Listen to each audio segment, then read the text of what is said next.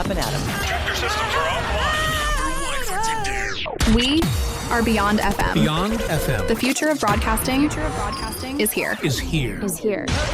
Up+Adam with Adam Montiel. It's community content from Concentrate. It's Up+Adam with Adam Montiel. Some say life is where it begins. Straight to the stars is where it ends. Yes, some say life is just where it begins. Straight to the stars is where it ends. Only to start again. Happy Thursday. What is good? Thank you for being here. My name is Adam Montiel. Appreciate you connecting. Appreciate you being Up+Adam. Now, maybe you were that kid during mix CDs with the Shins and Modest Mouse, or maybe you found God somewhere in the reverb of Bon Iver. However you got there, if you were part of the indie music, indie rock explosion of the 2000s, it wasn't just music. It was like a cultural moment, a secret club in a way. Chances are it helped shape who you are. Chris DeVille, managing editor for Stereo Gum and the author of a new book called Such Great Heights, joins us to talk about that moment, from blog rock to the OC soundtrack, from Phoebe Bridgers to the era where LimeWire felt like a treasure map. This is a story of how the underground became the culture and what indie music still gets so right, even in a streaming, TikTokified, algorithm-choked music world. We're talking band tees, distorted guitars, and what it really means when a subculture becomes pop culture. Chris DeVille joins us later in the show. It's going to be a fun chat just about music, and I know it's going to conjure up some memories for you, no doubt. Okay, so funny vacation story. A little embarrassing, but thought it'd be a fun story to relate to. So I come back from vacation, fire up the old Acura, and right away I smell gas. Like, not like I spilled a couple drops on my shoes when I was filling up. It was like that heavy burnt exhaust kind of smell, and it wasn't going away. I hadn't driven my car in, 2.5 weeks. The battery had died. I jumped it. Tires were low. I mean, like, my car just looked like a degenerate. So put some air in the tires and blah, blah, blah. Battery jump, charge it up. We good. Suddenly, I'm convinced something's wrong, though. I'm thinking, and I don't know cars all that well. Like a leaky injector is a bad catalytic converter, maybe an exhaust leak. I don't know. Thinking about the muffler. I don't know. I'm running through scenarios in my head like I'm auditioning for Car Talk. Not good. So I do what any responsible driver would do. I start sniffing around the car, behind it, under it, checking for drips, calling my dad. Nothing. Car runs smoothly, no misfires, no check engine lights, and days go by and this smell, it just lingers, and it's strong. I'm ready to start Googling Acura evap system diagrams. I'm trying to figure out like what's going on. And then, good God, I find it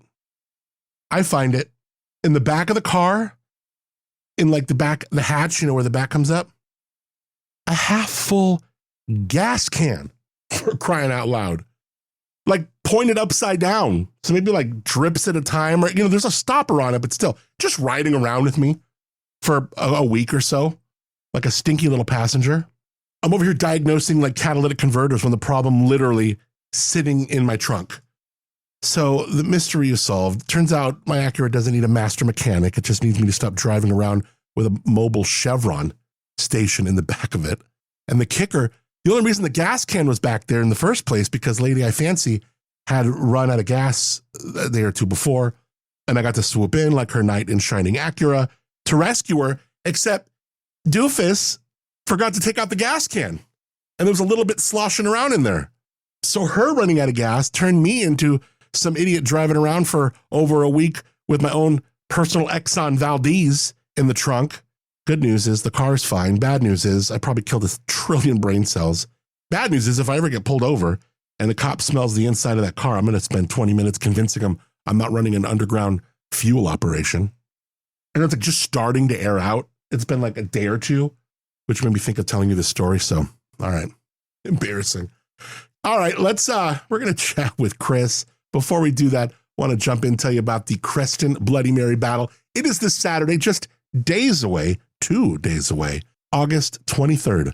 We'll see you Saturday, 10 a.m. to 2 p.m. for the first ever Creston Bloody Mary battle. We got about a dozen or so folks going to be mixing up Bloody Marys for you. Firestone beer for $5. The men's club in Creston doing burritos, $5. It is such a great way to have a fun beginning to your Saturday, raise some great money for the Creston's women's and men's clubs and live music, the whole scene. Got some wineries out there. It's going to be a blast. Love to see you. It's at the Creston Rodeo Grounds. I'm going to be out there emceeing as well as a judge for the Creston Bloody Mary battle. Cash prizes. You want to get in on this? I think they're still willing to take, they've been pretty free-flowy in how this is going. They still might be willing to take, if you wanted to make Bloody Marys. The vodka's provided for you thanks to Black Market Spirits. So it sounds like a fun afternoon. August 23rd, that is this Saturday. That's 2 days away. CrestonBloodyMaryBattle.com for any and all info. It's Up and Adam with Adam Montiel. My guest today, one of the smartest minds in music journalism today. He's the managing editor at Stereo Gum, where he's been covering everything from Tame Impala to Taylor Swift for over a decade. But it's his brand new book called Such Great Heights, the complete cultural history of the indie rock explosion that truly reads like a love letter to a generation raised on mixtapes, MySpace, and that one band your friends swore they discovered first. From Death Cab to Arcade Fire to Phoebe Bridgers to Bon Iver, this is the distinctive story of how the indie scene not only soundtracked a cultural movement, it was the cultural movement. Welcome to Up and Adam, the one and only Chris DeVille. Thanks, man, for being here. Yeah, thanks for having me. There was something about discovering indie rock in the early 2000s. It felt secret, sacred, and like it was yours before the world found it. Why do you think indie rock made us feel like we were onto something no one else knew, like it was a secret language for the world? The brilliant, really, right? And the not quite mainstream. Yeah, it was like, I mean, some of it was just because it wasn't really out there on the radio, on MTV, you know, kind of the ways that I was used to discovering music, the ways that music had just kind of naturally come to me. It was something that I only really knew about on the internet. And then, you know, I discovered in record stores, and, you know, once you go to see one band, then it's like, oh, this is a venue. They probably have a lot of shows like this here. But at first, you know, when the internet was kind of a new thing, it was like this was just this sort of secret culture that was happening. And of course, every few years, whatever's happening underground kind of bubbles up into the mainstream. And so it's not like at the time when I got into indie rock, maybe about like circa Y2K, it's not like indie rock had never blown up before. I mean, even Nirvana, that's like the world that they came from, and all those grunge bands. But yeah, for sure, every generation has like kind of a new wave of bands that are just kind of happening away from the spotlight. And then when a few of them get a foothold, then all of a sudden it's off to the races, and the whole world learns about it. And we'll talk about that too, because the way technology was at the time, it allowed more of these bands to get a foothold, whether we're talking LimeWire, Napster, and I got a couple questions on that coming up. But you did mention a second ago, and you also write beautifully about how capitalism eventually consumes what's cool. It's like the underground becoming the blueprint for the next Target ad, right? When did you first realize indie rock wasn't underground anymore at all? What was kind of like that canary in the coal mine? Oh man, there were so many of those kind of flashpoints. I mean, certainly Death Cab for Cutie becoming a plot point on the OC. That was a huge one. And you know, that was around the same time that you had Garden State come out, and Natalie Portman's like, Zach Braff, you got to listen to this song, it'll change your life, and it's the Shins. Right. You know, so there's that whole Hollywood thing that was happening that I have a chapter devoted to. But then, like, you know, maybe 5 years, 6 years on from that, you've got Jay-Z and Beyonce going to see the band Grizzly Bear up in Brooklyn, and you know, it becomes like this. The blogs are circulating this video of Jay-Z and Beyonce swaying to this kind of like cerebral indie rock song. And it's like, oh wow, this is, you know, kind of exploded to a new level now. So yeah, there were definitely kind of different levels of it, but those are two that really stand out to me as like, and then I guess another big one would be when Arcade Fire won Album of the Year at the Grammys. That was a shocker to me because it was like that was one of my bands. That was like one of the bands that I I read all of the rave reviews and I was like, I gotta check this out, and I fell in love with it, and I went to see them in small clubs. Then they very quickly grew past the point where they could play small clubs and became like rock stars. But it was when they actually won the Grammy for Album of the Year, and they beat some like legitimate superstars. I was like, wow, this is really out there. Yeah. We've had some real garbage years of pop. And I mean, like Dua Lipa's last album kind of didn't go. Even Beyonce's last album didn't do what they thought it would do. And pop has just been kind of like, the last few years. And let's be honest, it feels like in those same cycles, at least this is my opinion, indie seems to thrive. Why does bad pop, at least in my opinion, often coincide with some of the best indie? Am I onto something? What's the relationship between mainstream mediocrity and indie creativity, if anything? I think that there is always some kind of creativity going on somewhere away from the spotlight. And when there's more mediocrity in the spotlight, that creates more of a hunger for people to go seek that out. Yeah. And so I think that's probably was the case. I think there's always some good pop music happening too, but there's different amounts of good pop music at a given time. Definitely cyclical. And so I think even like when this stuff was breaking through in the 2000s, it was like we were coming off of a time when a lot of the biggest rock music I think was not that great. And so like to be able to have an alternative to that, it was like very refreshing. You mentioned LimeWire in the book, which instantly takes me back to mislabeled MP3s, burning discs, obsessive downloads. Good God. How did that early internet era, MySpace, LimeWire, Napster, good God, shape how we discovered, valued, and even shared new music? So one thing that happened was you had, before the internet really took off, there were only so many ways to get the word out about music. Like, it could be added to a radio playlist. It could be on MTV. Maybe it would be in a TV commercial or something. And, that in some circles that was, very looked down upon. But, but anyway, there were limited avenues for discovering the music. And then all of a sudden, well, plus also when you're factoring in the fact that like with LimeWire and Napster and stuff, you were pirating, you could get it for free. There was no longer like you could only buy. I can buy 2 CDs this month because that's what I have the allowance money for, or whatever. And I'm just going to listen to those CDs over and over again. All of a sudden, you could download whatever you wanted, and I think it opened up discovery of different kinds of bands where there was no reason to limit yourself to like one genre. All of a sudden, you have your iPod full of all kinds of different genres, and though they inevitably had an influence on each other. So it became this way for artists that were making music that didn't fit into a radio format to kind of have a breakthrough. But at the same time, it became this thing that influenced the kinds of music that they were making. And you had a lot more hybrid kind of genres happening. I think about a band like Gorillaz. They had their song in an iTunes ad, the Feel Good Inc. song, and it's like that's a really kind of indicative of where music was going at the time, where it's like, what genre would you even call Gorillaz?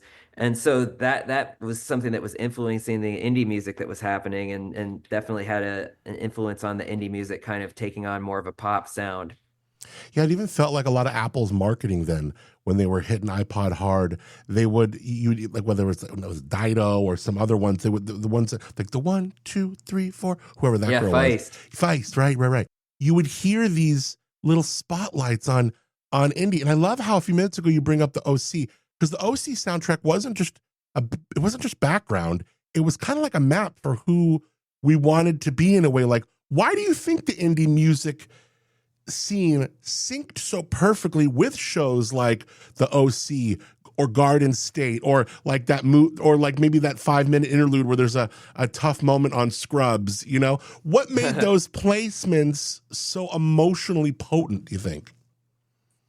Yeah, it's interesting because there was like a real emotional current running through a lot of this music, and I think that that's part of the reason why this wave of indie bands blew up like it did, because like you were coming off of a time when, you know, in the 90s, the underground bands that broke through, a lot of them were like really heavy. You know, you got Nirvana and you got all these bands that are trying to be the next Nirvana, and it's kind of like brooding and dark. And then that eventually kind of evolves into sort of the new metal scene that was happening when I was in high school.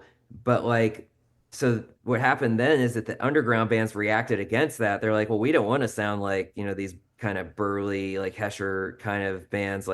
And they started to take more influence from bands like REM that were more on the poppy side of things and more of the emotionally expressive side. And so you had this kind of generation of indie bands that were more emotionally expressive and more accessible. And it happened to be like catnip for music supervisors in Hollywood, where they were able to find music that sounded quote unquote cool and it was also emotional at the same time. And maybe it was even like an Easter egg for certain hipsters, where it's like, I'm going to put this song in the show and it's going to serve the purpose that it serves, but also certain viewers who are especially tuned in are going to like, I don't know if you know the meme of Leonardo DiCaprio pointing at the TV screen from Once Upon a Time in Hollywood, but it's like all of a sudden like, oh, I know that band. Like, wow, I can't believe that band is getting featured.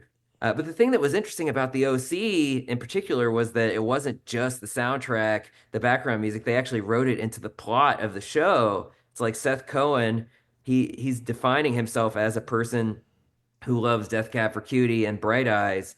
And so that foregrounded it in a way where it's like I talk about in the book, the Flaming Lips were on Beverly Hills 90210 one time, but it's not like the characters on 90210 were like these hipsters who were, Right. talking about their music taste all the time.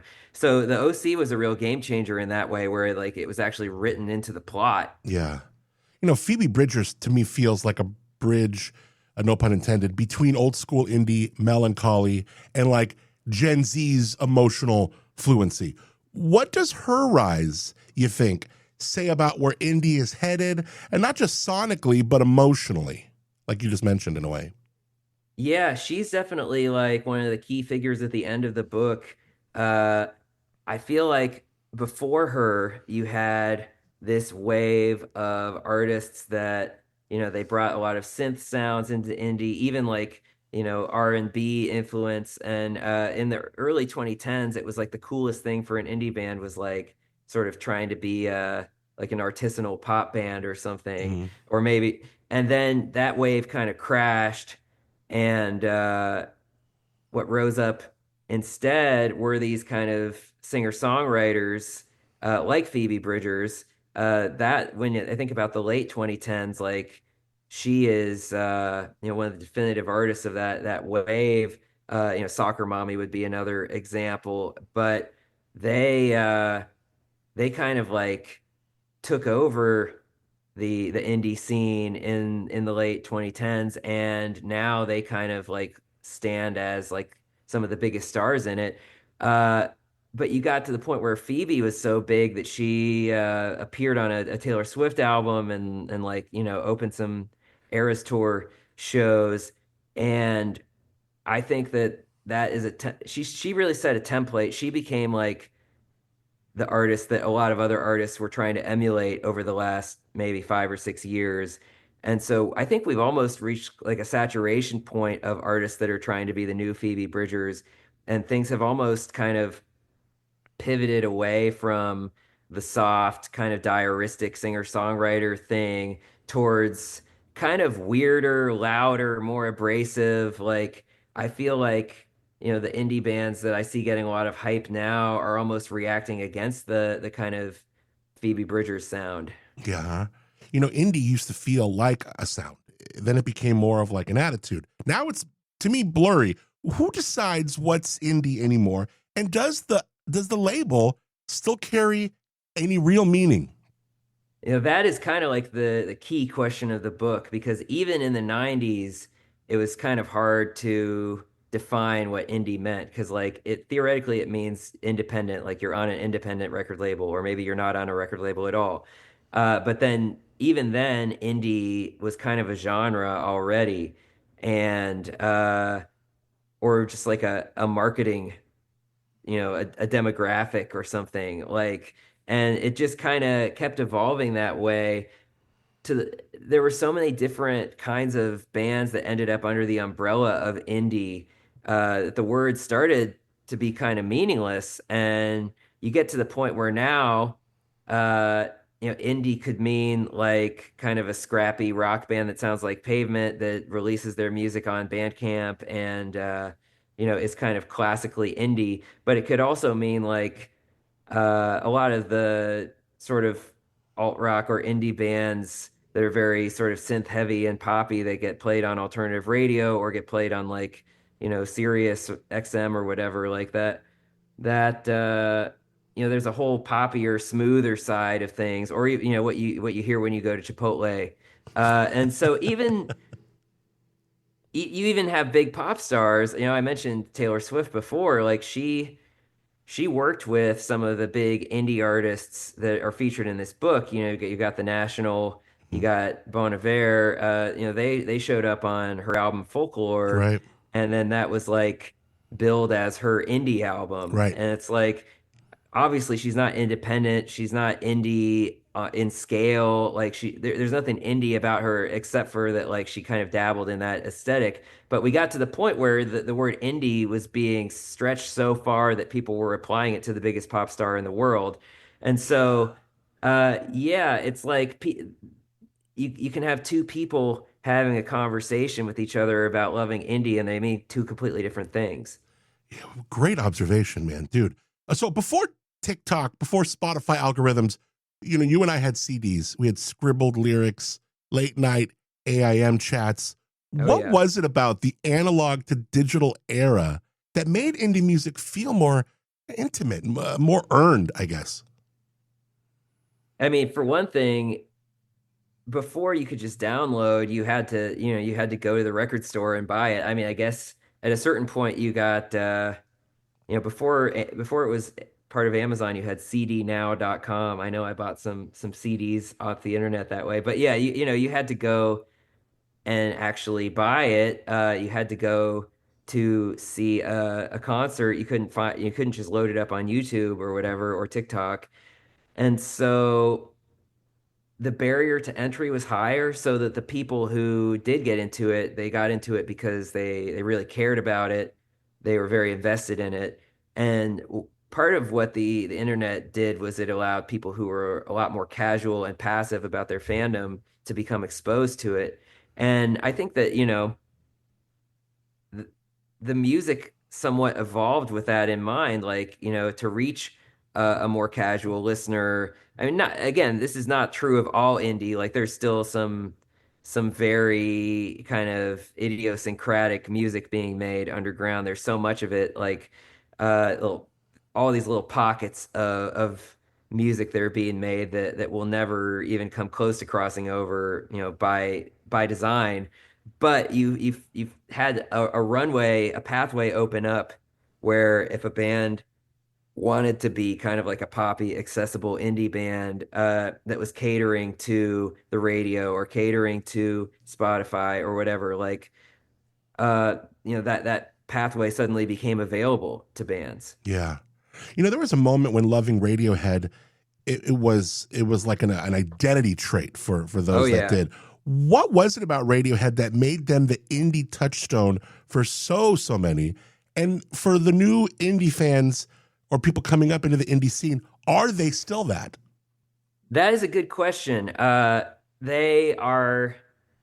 It's funny because I don't think a lot of people would even think of Radiohead necessarily like as an indie band. Like, they certainly were never putting out their albums on an indie label. Although the XL Recordings, they do now put out it on an indie label, but at the time when they were blowing up, they were on a major label. They were anyway. They loomed large over the indie scene, partially because they were so critically acclaimed and like they were like the kind of artful guitar band, the emotional, it seemed like they were making big important statements. And so a lot of bands tried to emulate that. But at the same time, they were one of the first big guitar bands of their generation I would not be so naive as to say that they were one of the first to ever do it, but one of the first of their generation to say, we're going to bring in electronic beats. We're going to experiment with that. And so the fact that they were looked to as this kind of, guiding light, a lot of bands followed in their wake where it's like, okay, well, they messed around with electronic beats. Well, maybe we're going to mess around with electronic beats too. And, that kind of contributed to a sea change in sort of the sound of indie music. But yeah, for sure, they were my pathway into indie rock because I talk about this in the first chapter. In high school, I got really into Radiohead and I started going on the Radiohead fan sites. And then they would link to all the different year-end top 10 lists that, Kid A was on. And a lot of them were the exact same list. But then, like, when I found the Pitchfork list, it was like all these bands I'd never heard of. And they're bands that are, really well-known indie bands now, like Modest Mouse, Yo La Tengo. Like, they're some of the foundational bands of my life. But at the time, it was like, I had opened up this pathway into a whole new world of bands that I never discovered. So for me, that's why Radiohead is an important part of the book, is because they were a big part of my own discovery of indie music, even if they're maybe not by strict definition, maybe they're not an indie band. Well, it's funny because that definition feels like it's been fluid over the years and decades too. I want to see if I can squeeze in two more. Having done mornings on a AAA station for a long time, I know that indie fan, again, to me, is harder to figure out. Pop fan, easy. The country fan, practically an algorithm. I've been on those stations too. But the indie listener, they're decoding lyrics in reverse. They're judging you for liking the wrong Wilco album, showing up early just to catch the opener. Like, who does that? It's awesome. Because the real ones know that the opener might be your next favorite band. Why do you think the indie audience is so much more elusive and maybe harder to figure out, maybe more emotionally complex than other genre fan bases? I think some of it has to do with the, at least for me, when I got into indie rock, I was partially doing it because I loved the music, and I was partially doing it because it did feel like secret and special, and I felt like I was on the cutting edge. So then when everybody else becomes aware of this thing that was your little secret, if you were defining yourself as a person who's on the cutting edge, then it's like, well, I've got to find a new cutting edge. And so it's like always a moving target.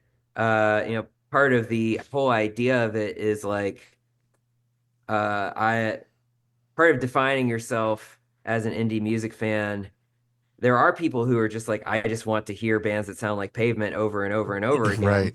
Right. But there's also, they're like, I'm a fan who's in search of, the hot new thing. And, I want to, it's something that it's not going to be the same thing year after year after year. I mean, every music has trends. Obviously, like pop music has trends, country music has trends. But like you said, it's a little bit easier to predict what the audience is going to want. And I think that desire to be on the cutting edge is a big part of why at least some of the indie audience is elusive. Great answer. Bill, do I have time for one more? Yes or no? If I don't, you won't make me mad. No, you have another, you can take another like 8-9 minutes if you want. Oh, cool. We're past 3 now. Great. Here we go. Chris, let me ask you, one thing I've always admired about indie artists, because again, doing mornings on AAA for so long, you've had a lot of people come and they're so down to play for you, right? Before the festival slots, before the sync deals, it's that hunger. They pull up in a van to the station. They're ready to go. They're bringing up the loop pedals, all the crazy glockenspiels, the bandos, whatever they're into. and just for a chance to play. And before Tiny Desk became big and huge, you know, or like even like Jam in the Van, like they're not just chasing fame, they're really chasing presence, that moment, that room. Why do you think indie artists are so down to just show up raw, unfiltered, often unpaid, just for the chance to be a part of the music instead of the machine? I'm sorry, say that again. I spaced. Why do you think these indie artists are so down to show up raw, unfiltered, and often unpaid just for the chance to be part of the music? Kind of what I mean is like, is that hunger still alive in today's indie scene, or has it started to fade with like the TikTokification of the music culture and stuff? I think if you're making indie music now, you kind of have to be doing it because you have a hunger. Because like it's so hard to make a living doing it now. The economics of streaming as opposed to like selling physical copies of your album is just so much less profitable. Even the economics of touring, it's so much more expensive to tour than it used to be. And so it's like the only people who are out there doing it are the people who are doing it for the love of the game. And like, sure, yeah, I'm sure many of them would love to make a career out of it. And some of them probably are, you know, sort of careerist about it where they're angling to figure out how am I going to blow up. But like, I don't think that you can stay in indie rock for that long unless it's something that you really love and something that you're going to do out of passion just because it's not that profitable. Chris, it has been so much fun to learn you, talk to you about this scene, this time. I really appreciate your time, my man. The book is awesome. Links in the show notes, and can't thank you enough for being Up and Adam. Thank you for having me. It was great. Some say life's where it begins. Straight to the stars is where it ends. Only to start again. Chris, thank you, man. Such a rich convo. Nostalgic, smart, soulful. Dude knows his stuff. The book is called Such Great Heights. It is out now. You can find more of Chris's work at stereogum.com. Follow him on X. I got all his links to the book, to his socials, all in the show notes. Check it out. I can't believe Friday is tomorrow. This week went by quick. Certainly did. I want to tell you about our friends at Life Elements. Just love what they're doing there. Life Elements, skincare, wellness to the next level. Handcrafted right here in SoCal, in Atascadero specifically, by the kind of people who might literally whip something up for you while you're there, just to share with you. In addition to their spot in A-Town, you could shop their products at the Hive in Arroyo Grande, also the General Store in Paso, of course, lifeelements.com, where they are known nation and worldwide. Lifeelements.com. Use the promo code ADAM when you're shopping there. You're going to get 15% off. I really do encourage you just to head on in. 7425 El Camino Real, Suite O. They're in the back right corner of the plaza. It's a big sign. You can't miss it, and you can't miss them, and you shouldn't. They're so great. Martha, Kurt, great people. Thank them so much for supporting local broadcasting here, and the stuff that they do, it heals. It works. I've sworn by it for years. I love these folks. Lifeelements.com. All right, well, I hope you have a great rest of your day. Warm again the rest of the week. Tomorrow, warm. Saturday, we're not going to start cooling down until the weekend, and even then, it's only a couple degrees. It won't be till mid next week where we start to see a real cooling trend. Who knows? Stay cool until then. Thanks to Moonshiner Collective for being cool, for being original music on the show called Start Again. You can stream them wherever you get your music and learn more. MoonshinerCollective.com. Love my friends at Tamber Winery. You can taste their wine in the village of Arroyo Grande. Their tasting room is awesome. Their wines are legit. World-class, beautiful Pinot Noir, Shards, the bubblies. Come on now, Sparkling Albarino. Let's go. Sparkling Riesling. Josh is an incredible winemaker. Tamberwine.com, tamberwinery.com, T-A-M-B-R-E, tamberwinery.com, and I thank them for the Low Bro Studios at Tamber. Thank you for rating, reviewing, subscribing to the show wherever you listen to it, sharing it with a friend. I tell you, it's huge. It really helps others discover what we're doing here in this community, keeping it local, but also like today, interviewing a huge music journalist, or yesterday. So we're doing it both. We're doing it all. We're doing it all in a way that no one else is doing it locally, pretty much like a local radio show on a podcast, because well, podcast is the future and radio. Well, yeah, you know. So, thank you so much for connecting with here. You don't know how much it means to me. Till tomorrow, when it will be Friday. I'm Adam Montiel. Appreciate you connecting here. Thank you for being Up and Adam. Some say life is where it begins. Straight to the stars is where it ends. Only to start again. Let's start again. We'll start again. Let's start again.